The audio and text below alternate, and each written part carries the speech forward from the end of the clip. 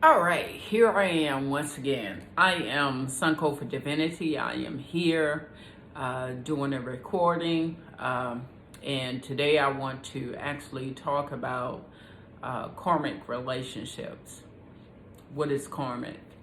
Karmic relationships. Um, Karmic itself can be defined as the law of cause and effect. Okay. Whatever you put in the world, you get back out of the world. Okay. Whatever you put in the world, that's what you get back out of the world. And this is why it's so important to live in the world and not be of it. Because if you're not of it, then you don't have to deal with the conditions and conflicts of life that comes along with it. Now, I'm not saying that you won't have knee-jerking experiences. I'm not saying that you won't have arguments here and there. I'm not saying that you'll have your ups and downs. But I am saying that when you do have your experiences, you will have them, but you will have a certain level of peace that comes along with it. And it will allow you to navigate through it without suffering, unnecessarily suffering through the process. So here I am, Sunko for Divinity, and I talked about this situation 2 years ago. It always amazes me how one can speak on something and go back and use it as a reference and find out that that is exactly what you needed to hear, because you're in the middle of it or you have come out of it, that same situation. Now, why do we go through the same situations? Why do we find ourselves in the same situations? And then I'm going to come back to karmic. The reason why we find ourselves is because there is a sifting that must take place when it comes to the development of your character, of your spiritual development, soul, if you will, your psyche, just the maturity of your being. There's a time that one must be sifted through. So as you go through these sifting experiences, at some point you're going to get to a place in your life, in a space within your own being, where you no longer have to be sifted through that particular situation because you have completed that cycle, karmic cycle. Now, when I speak about karmic, I'm talking about karmic relationships. And the only reason why I'm speaking about this is because I've had my experiences for a very, very long time. And I have had to go through things in relationships in order to complete a cycle with karmic relationships. Now, when I speak of karmic from my perspective, in which I'm coming to you as, I'm talking about it from a negative, a place of disharmony, a place of ups and downs. There's constant inconsistency going on. There's something always going on, and things are never really lining up. The reason why I use relationship is because that has been my path in being in a relationship, being in relationships. Every relationship that I have been, all the way up to this point, and I'm 51 years old. I'm 51.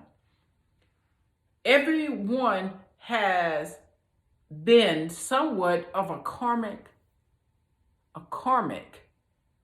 situation, has been somewhat of a karmic relationship. And it has not always been me who has been dealing with the karma.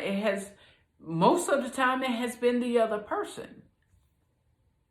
And I'm just in their life as a buffer, if you will. Not to say that I don't have my own things to go through. I think, for the most part, I think because I have not allowed myself to just be with one person and discover myself with one person, I have chosen to discover myself with quite a few people in different relationships. I have chosen to experience different relationships with different people, and these situations have been karmic. Now, I will say this. Today, I will not curse karma. Karma is my friend. It is my friend, and I am a child of karma. I am a child of cause and effect. Why do I say that I'm a child of cause and effect? Simply because I've learned the lesson. And that, in some situations, I think I have entered into situations just to have the karmic experience. But what I want to talk about today in regards to karmic relationships is that if you enter into a karmic relationship with someone and you know that they are in karma, they're dealing with the consequences of their life that they had before meeting you, you cannot interrupt that process. You cannot get caught up in their karma, because what is going to happen is that you're going to interrupt it, or you're going to try to get them out of it some kind of way. But what's going to happen is that you're going to begin to carry their karma. Okay. And in carrying their karma, their life troubles and issues and conditions and situations and conflicts and drama, in carrying their burden, you yourself as a spiritual being become imbalanced within your own rhythm of life, within your own vibration. Things just don't go well, and it can be as simple as you being tired, extremely tired all the time, or it can be as simple as you don't want to you've been making your bed up every morning for 20 something years, and all of a sudden you don't want to make your bed up anymore when you get up in the morning. It can be simple things, because these things, energy that is not aligned with yours, it enters into your life in a subtle kind of way, and it throws you completely off. It has you doing things that you normally don't do. It has you taking things into your body that you normally don't take into your body. It has you going to spaces and places and being with other beings that you normally wouldn't be with, because that's not your path. That is not your path. So the reason why this is so important to me is simply because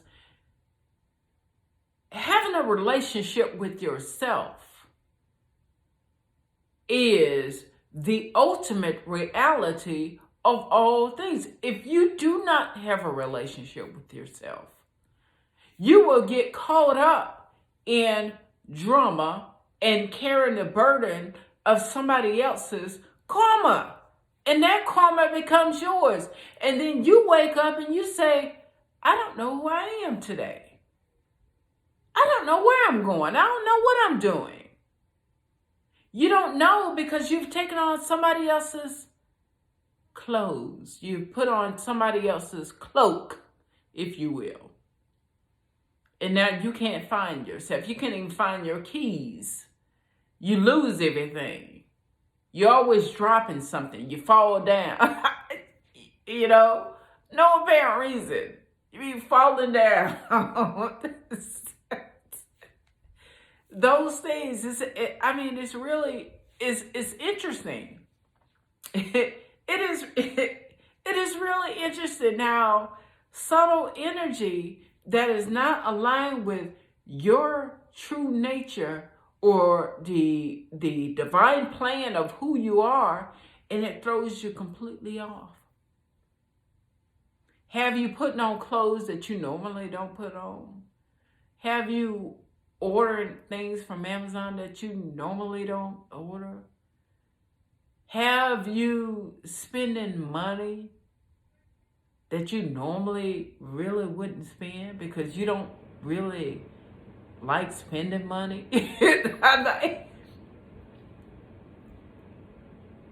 I tell you, life is beautiful.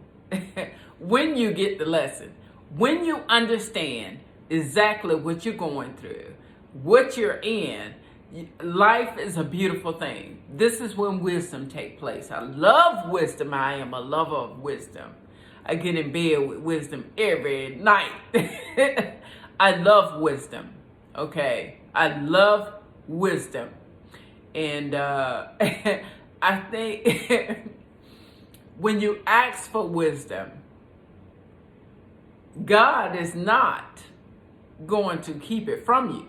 But the thing is that you don't understand is that in order to embrace and come into that wisdom, one must go through much understanding and knowledge. Knowledge and understanding. Only. Matter of fact, that is the I want to say the yin and the yang that needs to facilitate a birthing ground, if you will, for wisdom to come into place. It's just, yeah. But it's still beautiful. And I'll say this, relationships are still beautiful. And if you happen to find yourself in a karmic situation, or you find yourself having karma that you have to pay, because sometimes, let me tell you something. I want to say something. There was a situation that happened to me, and I had to really, when things happen to me, I have to really go within myself and ask myself, well, why did I create this situation? Because I come from the thought process that we create our own reality based on the choices that we make. Based on those choices that we make. So I always hold myself accountable and responsible for the things that I have brought into my life, things that I have experienced in my life, whether they be good or bad. And I'm grateful for either one of them. It doesn't matter, because at the end of the day, the absolute is the absolute. The all is still the all. You know what I'm saying? And there is no good and bad. There's only good. There's only good. But in order for there to be only good, you have to see it. You have to see it with clear eyes, and you have to see it with a sense of wisdom. Okay? A sense of wisdom. But I had to take responsibility for an action in which I did in the early 2000s. In the early 2000s.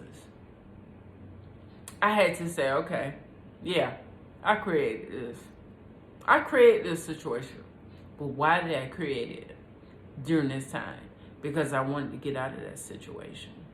See? So my karma that I created in the early 2000s became the key to releasing me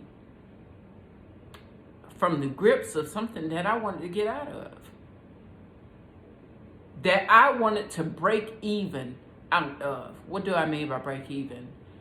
You don't have anything against me. I don't have anything against you. we go our separate ways. And we continue to be the best version of ourselves. That's it. That is my blessing.